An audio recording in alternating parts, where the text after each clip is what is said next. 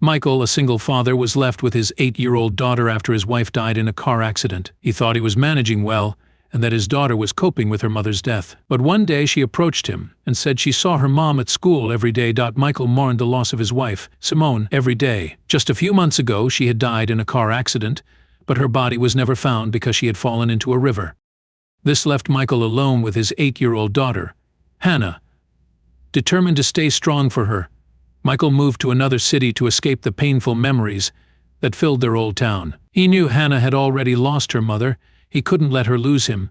Hannah slowly adapted to her new school and even seemed happy. Michael, on the other hand, had to learn to be both a father and a mother. He taught himself how to style Hannah's hair, woke up early every morning to make her breakfast and pack her lunch, and even learned some ballet moves to practice with her at home.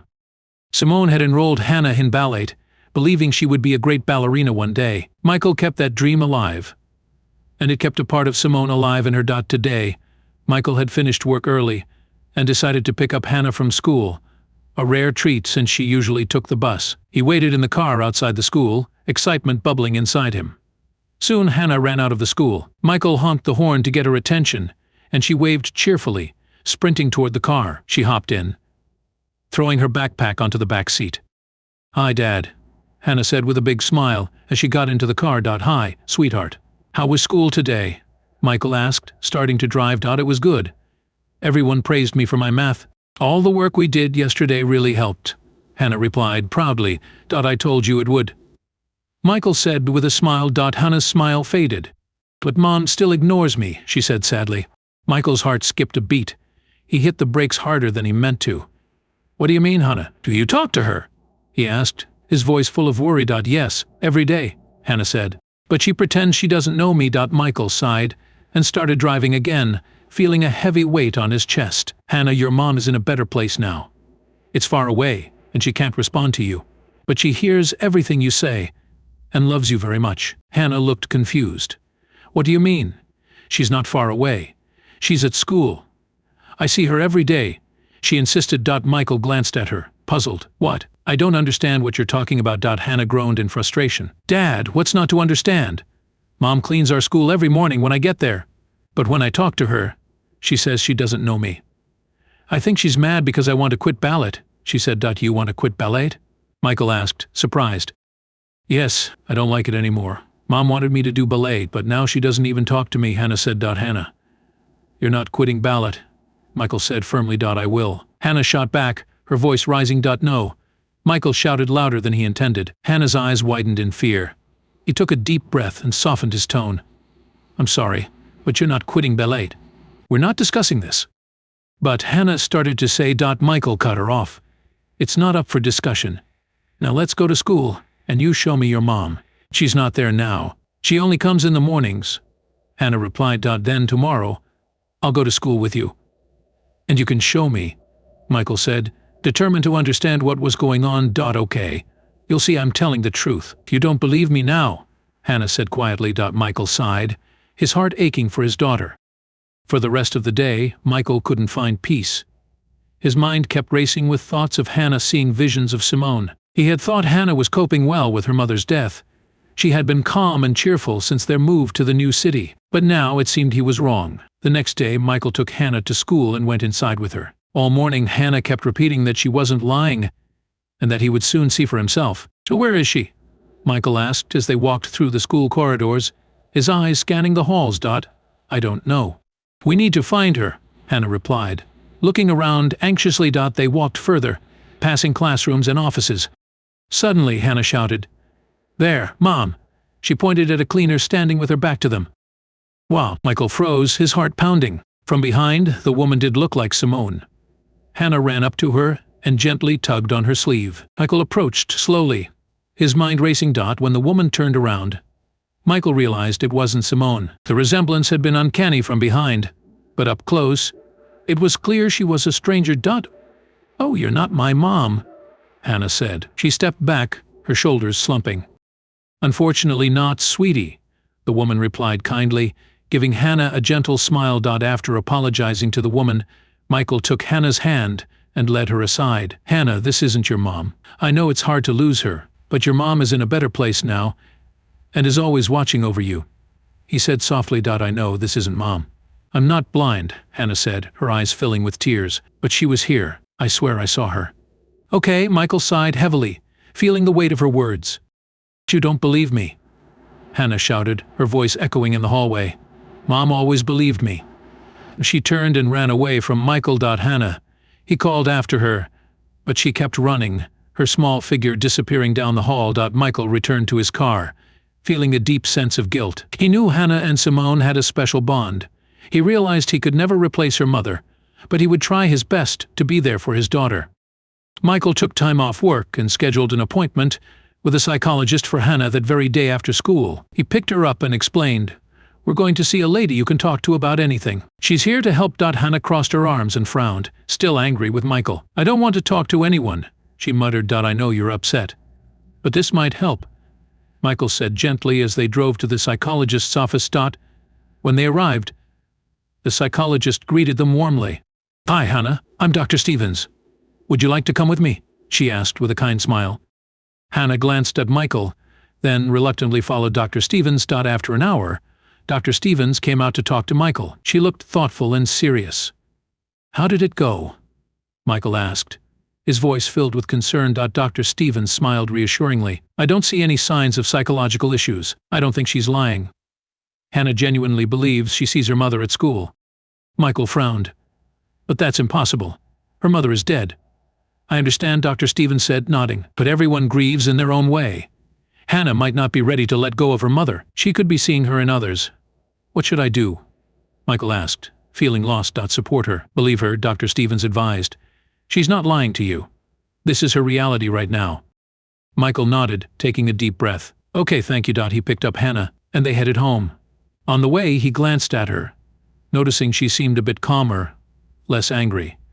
He hoped this was a step in the right direction. The next day, Michael took Hannah to school again. As they arrived, her teacher approached his car. "I have some of Hannah's drawings to show you," the teacher said. Michael got out of the car, curious. "Sure, let's see them," he replied, following the teacher. The teacher handed him a stack of drawings. Michael flipped through them, astonished. "These are amazing. I didn't know Hannah could draw like this," he said, feeling a swell of pride. "She has real talent," the teacher agreed. Michael thanked the teacher and continued to look at the drawings as he walked into the hallway.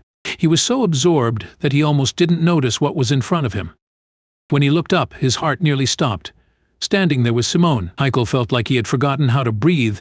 His heart raced, and he couldn't move. Just then, Hannah ran out of her classroom, her face lighting up when she saw the woman. "Mom!" Hannah shouted, running towards the woman who looked exactly like her late mother. She turned to Michael with a triumphant smile.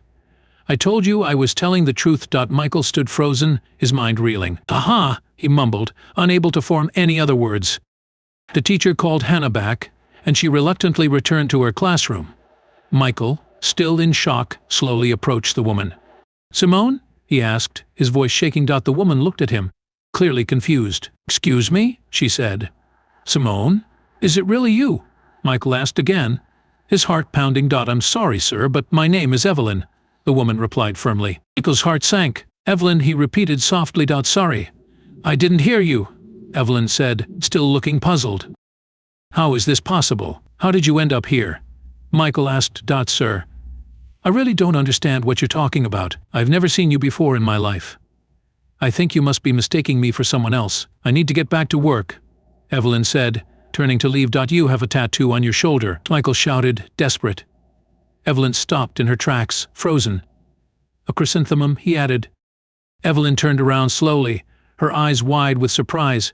"How do you know that?"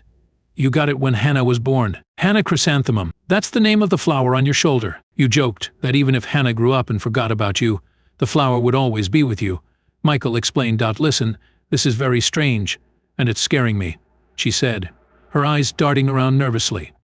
"I also wanted to get that tattoo, but was too scared." "You were always braver than me," Michael said. "How do you know what tattoo I have? Have you been following me? First, that strange girl calls me her mother, and now you. I'm going to go crazy," Evelyn said, her voice rising with fear. "Please, let me explain everything." "Will you have coffee with me?" Michael asked, his eyes pleading. "I need to finish my work." Evelyn replied. Still looking worried. I'll wait for you outside, Michael said, hoping she would agree. Michael went outside and leaned against his car, his mind racing. He couldn't believe this was real. After some time, Simone came out of the school and hesitantly approached him. Ready to go. Michael asked softly. Simone nodded, and they got into the car, driving to the nearest cafe. They ordered coffee. Black Michael smiled, remembering how Simone always hated coffee with sugar or cream. When their order arrived, Michael took a deep breath. I need to tell you something. We were married, and we have a daughter named Hannah. Simone looked confused but listened intently. I don't remember any of that, she said softly. Fishermen found me on the riverbank. They let me live with them, but I couldn't remember anything about my life, not even my name. I chose the name Evelyn, but I don't know why. Michael's eyes softened. We wanted to name our next daughter Evelyn, he explained. Simone's eyes widened. Really? Michael nodded. Yes, Hannah, and I would love for you to come home with us. You don't have to decide now, but think about it. Simone looked down at her coffee. Okay, I'll come with you. But I still don't remember anything. Michael smiled gently. That's all right. We can figure it out together. Simone had been living with Michael and Hannah for a week. Hannah was very happy and constantly reminded Michael that she had been right. Simone was also trying to adjust to her new life. Although she still couldn't remember anything from before, she was trying her best to fit in. Michael decided they should sleep in separate rooms for now. He wanted Simone to feel comfortable and not pressured. Today, after breakfast, Simone was finishing her coffee at the table, while Michael washed the dishes. Hannah approached Simone with a serious look on her face. Mom, will you be mad at me if I quit ballet? Hannah asked. Why would I be mad at you? She asked, glancing at Michael, who stopped washing dishes to listen. You liked watching me dance. You wanted me to be a ballerina, Hannah said quietly. Simone smiled gently. And what do you want to do? She asked. Hannah's face lit up. I want to draw. Then you should draw, Simone said. She turned to Michael. How do you think we could enroll her in an art school? Michael smiled warmly. Yes, definitely, he replied. Yay. Hannah shouted. She hugged Simone tightly, then ran to Michael and hugged him before dashing off to her room. Simone watched her go, then cautiously approached Michael, holding her coffee cup. Let me wash this, she offered. Michael took the cup from her hands. It's okay, I'll wash it, he said with a smile. Simone smiled back but didn't move away. She continued to stand there, watching him. Is everything okay? Michael asked, noticing her hesitation. Yes, Simone said softly. I think I remembered something. Michael turned to face her. What did you remember? We were standing by the sea, and a dog ran up to us. It first knocked me over and then knocked down an arch we were standing under, Simone said. Michael laughed. Yes, that was our wedding.